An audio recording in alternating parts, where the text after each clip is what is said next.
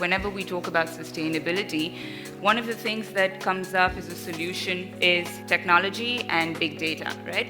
How do we actually collect this information? How do we drive sustainable decision making?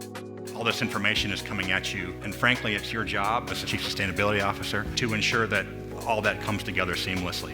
If we are going to make decisions around the environmental impacts that we seek to minimize and ultimately eliminate, we need to have confidence that the data that we are utilizing is high quality and is credible. We're seeing the financial reporting space dovetailing with climate reporting because climate risk is financial risk. I don't want a survey that gives me assumptions. I want to get as close to the real deal as humanly possible. Because guess what? If that's going to end up in financial reporting, I'm accountable to the board. One of the biggest challenges is the trust. People in roles like ours around the world saying their number one concern, 50% or more, is what I'm supplying to my stakeholders accurate and timely enough?